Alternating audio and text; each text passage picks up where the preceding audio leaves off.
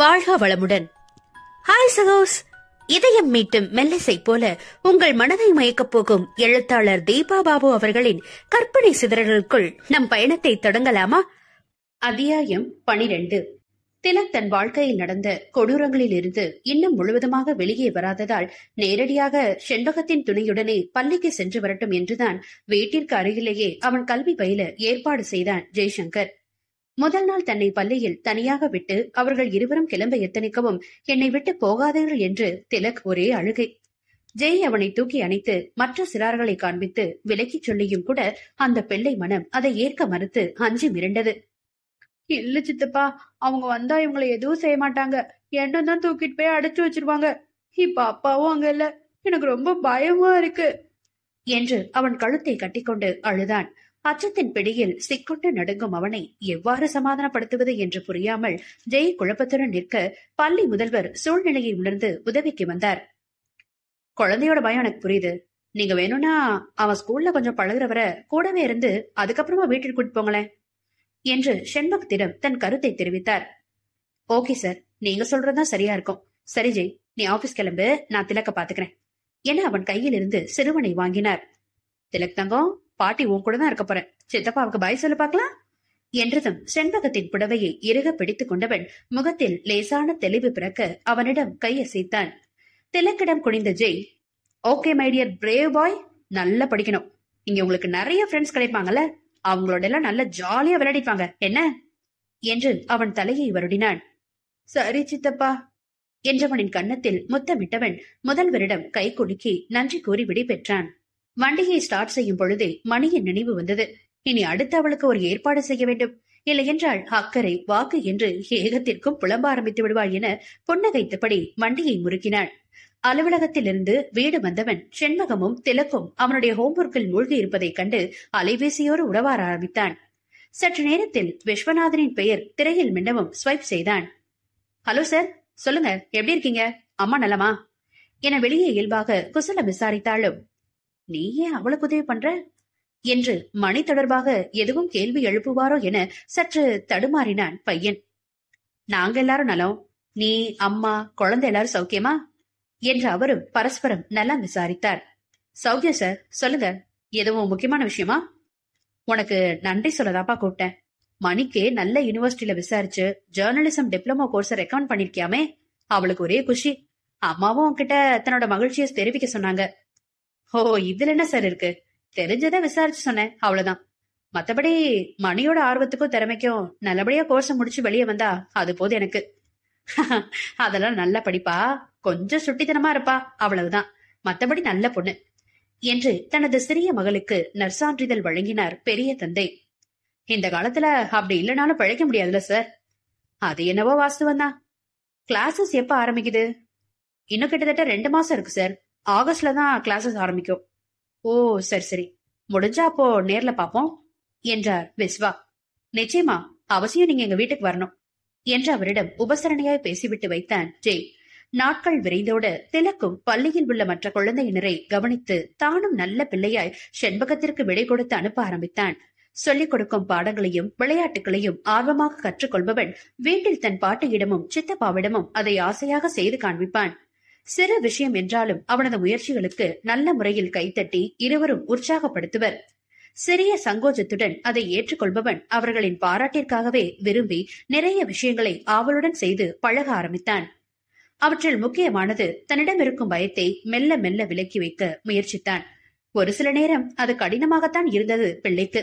அடிமனதில் தேங்கிவிட்ட அந்த கயவர்களின் கொடுமை நெஞ்சை விட்டு நீங்காமல் அவ்வப்பொழுது தலை தூக்கி அவனை பயமுறுத்தத்தான் செய்தது. இருந்தும் செண்பகத்திடமிருந்து கேட்கும் சுட்டி கிருஷ்ணன், வீர ஹனுமன் போன்ற கதைகள் அவனை துவண்டு விழாமல் தட்டி கொடுத்து நிமிர்வாக இருக்க வைத்தது.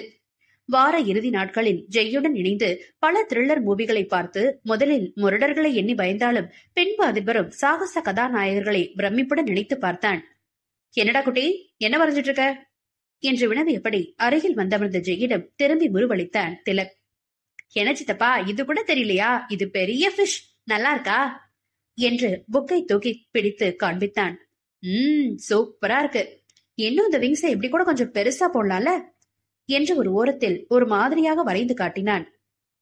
ஆமா ஆமா, இது இன்னும் நல்லா இருக்கே என்று உடனே குழந்தை ஒத்துக்கொண்டு பழையதை அழித்துவிட்டு மீண்டும் வரைய ஆரம்பிக்க புன்னகையுடன் அவன் தலைமுடியை கலைத்தார் ஜெய். சரி, பாட்டி எங்க? பாட்டி கொஞ்சம் டயர்டா இருக்குன்னு வீட்டை உள்ள பூட்டிட்டு படுத்துட்டாங்க. அதனாலதான் உங்கள்ட்ட சாவியால கதவை தரங்கன்னு சொன்னேன். அட ஆமா, சரி, நான் பாட்டியை பார்த்து வரேன், நீ வரைஞ்சிட்டு என எழுந்து செண்பகத்திடம் சென்றான். பெரிய கர்ச்சீஃப் ஒன்றால் தலையை இறுக கட்டிக்கொண்டு கட்டிலில் சோர்வாக படுத்திருந்தார் அவர். அருகில் அமர்ந்தவன் தலையை அழுத்து பிடித்து விட்டான். என்னம்மா, தலைவலியா? அவனுடைய அழுத்தத்தில் விழித்தவர், ஆமாண்டா, இந்த பாழா போனது எங்க இருந்துதான் வருமோ, சரியா சொல்லி வச்சது மாதிரி 10-15 நாள்ல வந்துருது என்று புலம்பினார். அத குறை சொல்லி என்ன பையன், நீ ஒழுங்கா இருக்கணும். குளிர்ச்சியானது சாப்பிடக்கூடாது, நேரம் கழிச்சு சாப்பிடக்கூடாது, உடலோட சீதோஷ்ண நிலைய சூடு அதிகமாகாம சரியா வச்சுக்கணும் அப்படின்னு எத்தனை சொன்னாரு டாக்டர். இதெல்லாம் ஒழுங்கா நீ ஃபாலோ பண்றியா என்ன என்று தன் தாயை அதட்டினான். என்னடா செய்யறது, என்னால முடிஞ்சவரை எல்லாம் தான் கடைபிடிக்கிறேன், இருந்தும் வந்துருது. சரிம்மா, நான் போய் டிஃபன் வாங்கிட்டு வரேன், நேரமா சாப்பிட்டு நல்லா ரெஸ்ட் எடுத்தேன்னா எல்லாம் காலையில சரியாயிடும் என்று எழுந்து வெளியே வந்தான். திலக், என்ன டிராயிங் முடிஞ்சுதா? முடிச்சிட்டா சித்தப்பா. சரி அப்பவா, நம்ம வெளியே போய் டிஃபன் வாங்கிட்டு வரலாம் என்று அவனை அழைத்து சென்றான். மாலையில் வந்ததிலிருந்தே தன்னை கண்டு கொள்ளாமல் மொபைலும் லேப்புமாக மகன் அல்லாடி கொண்டிருப்பதை கண்ட செண்பகம் கோபமாக அருகில் சென்று டப்பென்று லேப்டாப்பை மூடினார். மா, என்னமா செய்ற என்றார் ஜெய் திகைப்புடன். பின்ன என்னடா, உங்ககிட்ட எத்தனை முறை சொல்லியிருக்கேன், என்ன வேலைனாலும் வீட்டுக்கு வந்தோன்னா முதல்ல எங்களோட கொஞ்ச நேரம் ஸ்பெண்ட் பண்ணுன்னு, அப்புறம் தானே மத்தது செய்யணும்னு சொல்லியிருக்கேன் என்று முறைத்தார். உன்னோட பெரிய அலும்புமா, இது கொஞ்சம் சிக்கலான எமர்ஜென்சி விஷயமா, புரிஞ்சுக்கோயேன். அப்படி என்னடா பெரிய விஷயம்? என்னை தெரியுமா அவருக்கு ஏதாவது சிக்கலான கேஸ் மெயிலில் வந்திருக்கிறதா? அத 9 மணிக்கு மேலதான் சாப்பிட்டுட்டு பாறேன். இது அது இல்லம்மா, இன்னைக்கு காலையில எஸ்ஐ விஜயாக்கா இருக்காங்கல்ல, அவங்க போன் செஞ்சு ஒரு கேஸ் விஷயமா என்ன நேர்ல பாக்கணும்னு சொன்னாங்க என்றவன் காலையில் நடந்ததை ஒன்று விடாமல் கூற, அச்சச்சோ என நெஞ்சில் கை வைத்தபடி அமர்ந்து விட்டார் செண்பகம். அதுவரை டிவியில் மூழ்கி இருந்த திலக் அவருடைய செய்கையை பார்த்து, என்ன பாட்டி என்றபடி அருகில் வந்தான். ஒன்னுலடா கண்ணா, லேசா மூச்சு பிடிச்சது மாதிரி இருந்துச்சு, அவ்வளவுதான், இப்ப சரியா போயிடுச்சு, நீ போய் ஜெய் ஹனுமான் பாருப்போ என்று அவனை அனுப்பி வைத்துவிட்டு ஜெயிடம் திரும்பினார். என்னடா சொல்ற? அட பாவமே, 7 மாசமா அந்த பையனை காணலையாமா என்றார் அடிக்குரலில். ஆமாமா, அந்த பொண்ணு ஹிரணி ரொம்ப ஃபீல் பண்ணா. கடத்தப்பட்ட விமலோட மனைவி நிறைமாத கர்ப்பமா இருக்காங்களாம். தான் கணவனை நினைச்சு கவலைப்பட்டே உடம்ப ரொம்ப பலவீனமாக்கிக்கிறாங்களாம் அப்படின்னு அவ புலம்புனா. எப்படியாவது சீக்கிரமா அவரை கண்டுபிடிக்கணும்னு என்கிட்ட ரொம்ப கேட்டுக்கிட்டா. அவங்களே கிட்டத்தட்ட கடத்தின ஆட்களை பத்தின விவரங்கள் எல்லாம் சேகரிச்சிட்டாங்க. இப்போ விமல் எங்க அடைச்சு வைக்கப்பட்டிருக்காருன்னு அதை கண்டறிஞ்சு அவரை மீட்கணும், அவ்வளவுதான். அது தொடர்பாதான் எங்களோட குழுவினர் மூலம் விசாரிச்சுட்டு இருக்கேன். என்னுடைய யாரோ மனதிலே நாவலின் கதை மாந்தர்கள் அகில், ஹிரண்மயி, விமல், ஹர்ஷிதா மற்றும் அம்மா பவானி இக்கதையில் விருந்தினர்களாக வருவார்கள். ஓ சரி சரிடா, அது ரொம்ப முக்கியம்தான், பாரு பாரு என எழுந்து பேரனிடம் சென்று அமர்ந்தார். அன்று இரவு அலைபேசியில் தன் மகனிடம் உரையாடி கொண்டிருந்தார் செண்பகம். அடக்கடவுளே, இப்படி கூட ஒரு பொண்ணு இந்த அளவுக்கு துணிச்சலோட இருப்பாளடா என்று வியந்து கொண்டிருந்தார் அவர். ஆமாமா, அவள்கிட்ட இடத்த மட்டும் மெசேஜ் பண்ணிட்டு ராத்திரியில போய் விமலை கூட்டிட்டு வரோம்னு சொல்லியிருந்தேன். இப்போ கொஞ்ச நேரத்துக்கு முன்னாடி எனக்கு போன் பண்ணி, உங்க மெசேஜ் பார்த்ததுல இருந்து என்னால பொறுமையா இருக்க முடியல, சரி சும்மா இருக்கிறத விட இடத்த பாக்கலான்னு அங்க போனேன். அதே நேரம் அவரும் அவங்கள்ட்ட இருந்து தப்பிச்சுட்டு வரவும் வீட்டுக்கு கூட்டிட்டு வந்துட்டேங்கிறா. வாய் விட்டு நகைத்தவர், நல்ல துணிச்சல்காரிதான் போ. சரி, அதனால அந்த பையன் விமலை ஹாஸ்பிட்டல்ல சேர்த்துட்டு வரேன்னு சொல்றியா என்ன விவரம் கேட்டார். அதத்தான் சொல்ல வந்தேன். நான் வர்றதுக்கு எப்படியும் மிட் நைட் ஆயிடும். நீ டோரை லாக் பண்ணிட்டு தூங்கிடு. என்கிட்ட இருக்க இந்த ஃபேர் சாவி இருக்குல்ல, இதை நான் வச்சு திறந்துக்கிறேன். சரி சரி, பார்த்து பத்திரமா வா என்ற அலைபேசியின் இணைப்பை துண்டித்தார். 2 வாரங்கள் கடந்த நிலையில் ஜெய்சங்கரிடம் தன் சந்தேகத்தை கேட்டுக் கொண்டிருந்தார் செண்பகம். ஏண்டா, இப்ப வந்து போனாங்களே அந்த 2 பசங்க, விமலும் அகிலும் ஹர்ஷிதா சிஸ்டரோட வளைகாப்புக்கு வந்திருக்காங்க அழைக்கிறதுக்கு. அதுல அகிலுக்கு உன் வயசுதானே இருக்கும்? ஆமாமா, அவனுக்கும் 27 தான். அதனாலதான் ரொம்ப க்ளோஸ் ஆயிட்டோம். அதுலயும் அன்னைக்கு ராத்திரி ஹாஸ்பிட்டல்ல அவன் ஹிரணியை ஏக கலாட்டா செஞ்சுட்டு இருந்தா பாரு. காட், என்னால சுத்தமா சிரிப்பா அடக்க முடியலமா. என்னை விட மோசமா இருக்காமா அவன் என்று நகைத்தான். அப்போ உனக்கும் பொண்ணு பார்க்க ஆரம்பிக்கவா என்றார் அவர் ஆர்வமாக. என்ன என்று திகைப்புடன் திரும்பியவன், என்னமா திடீர்னு இப்படி கேட்ட? இப்போ என் திருமணத்துக்கு என்ன அவசரங்கிற என்றான் பதற்றத்துடன். மணிக்கு இப்பதானே 22வது. அவனும் படிப்பு முடிக்கட்டும், வேலைக்கு போகட்டும். ஏண்டா, இதுல என்ன இருக்கு? உனக்கு தான் 27 ஆகுதுல்ல. மா, அவனுக்கு திருமணம் நடந்த சூழ்நிலையே வேற. அதுக்கும் எதுக்கும் முடிச்சு போடாத. அப்புறம் எனக்குன்னு சில குறிக்கோள்கள் இருக்கு. அதெல்லாம் முடிய எப்படியும் 1 வருஷத்துக்கு மேல ஆயிடும். அப்ப நானே உங்ககிட்ட வந்து கல்யாணத்தை பத்தி பேசுறேன், சரியா? அவர் முகம் சூம்பி விட, சரிப்போ, முடியாதுன்னா மட்டும் கேட்கவா போற?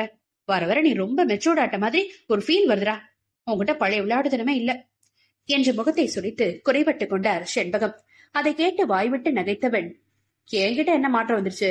அதே போலதான் தினமும் உன்கிட்ட காலையில திட்டு வாங்கிட்டு அவசர அவசரமா எழுந்து வேலைக்கு போடுறேன்.